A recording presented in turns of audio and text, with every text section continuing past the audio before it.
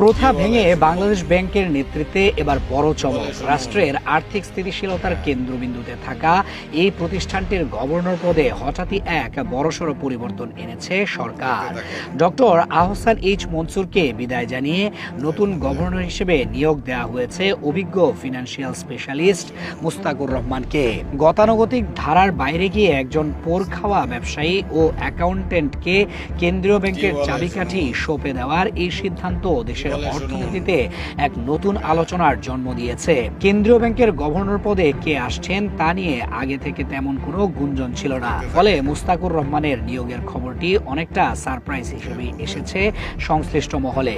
তবে খবরটি ছড়িয়ে পড়ার পর থেকেই বিভিন্ন মহলে তাকে নিয়ে শুরু হয়েছে ব্যাপক কৌতূহল। স্বাধীনতার পর থেকে বাংলাদেশ ব্যাংকের গভর্নর পদে সাধারণত অভিজ্ঞ ব্যাংকার বা অর্থনীতিবিদদেরই দেখা গেছে। সেই ধারার বাইরে গিয়ে এবার একজন শিল্প উদ্যোক্তাকে দেশের কেন্দ্রীয় ব্যাংকের শীর্ষ দায়িত্বে বসানো হলো। ফলে এই ঘটনাকে কেন্দ্র করে ইতিমধ্যেই সৃষ্টি হয়েছে অনেক গুঞ্জন, আলোচনা, সমালোচনা।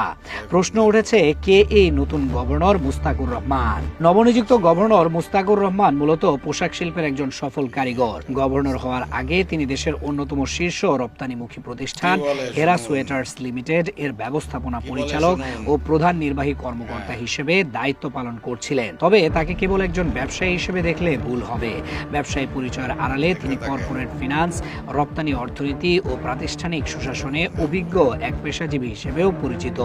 অর্থ বাজারের সঙ্গেও তার সম্পৃক্ততা নতুন নয়।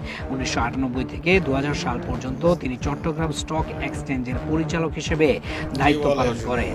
এছাড়া তৈরি পোশাক মালিকদের সংগঠন বিজিএমইএ এর বাংলাদেশ ব্যাংক বিষয়ক স্থায়ী কমিটির চেয়ারম্যান হিসেবে ব্যাংকিং খাতের জটিল মারপ্যাচ সমাধানে তিনি গুরুত্বপূর্ণ ভূমিকা রেখেছেন। বর্তমানে অর্থনৈতিক সংস্কার, বৈদেশিক মুদ্রার রিজার্ভ, মূল্যস্ফীতি ও ব্যাংক খাতের সুশাসন এসব চ্যালেঞ্জের মুখোমুখি দেশ।